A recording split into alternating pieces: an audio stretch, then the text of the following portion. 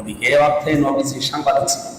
আরে বেটা, এই দেশে সাংবাদিকতা অনেকেই করে, হলুদ পাতার সাংবাদিকতা করে, রিয়েল পাতার সাংবাদিকতা করে। এই সাংবাদিকদের মধ্যে সত্য মিথ্যার মিশ্রণ রয়েছে, কিন্তু আল্লাহর হাবিব যে সংবাদ আল্লাহর পক্ষ থেকে বহন করেছেন এবং আল্লাহ পাক রসুল পাককে যা দিয়েছেন, নবী শব্দের অর্থ হলো গায়েবের খবর দেনেওয়ালা।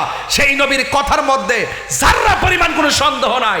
আর আল্লাহর হাবিবের শান আজমতকে তুচ্ছ তাচ্ছিল্য করে দুনিয়ার গণমাধ্যমকে খুশি করতে গিয়ে যেই ব্যক্তি আমার নবীজিকে সাংবাদিক বলেছে, তাকে অনতি বিলম্বে প্রকাশ্যে তওবা করতে হবে। কথা বলেন ঠিক? শুধু তওবা না, তাকে গ্রেফতার করতে হবে। সে এইভাবে লাগামহীন বক্তব্য দিতে শেষ পর্যন্ত। আমি আজকে একটি বক্তব্য শুনে বড় হতাশ হয়েছি। আন্তর্জাতিক মিথ্যাবাদী, আমি যে তাকে মিথ্যাবাদী বলি তার নাম হলো আমির হামজা। আমি যে তাকে মিথ্যাবাদী বলেছি এমনিতে বলি নাই, এ মিথ্যাবাদী এবং চাপাবাজ। ঠিক আছে কি না?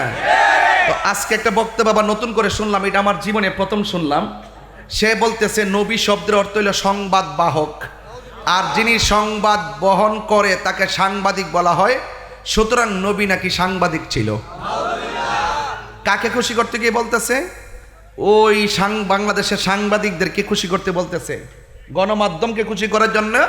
সে এইভাবে গণমাধ্যমের একটা বাহাবা নেওয়ার জন্য তাদের পক্ষে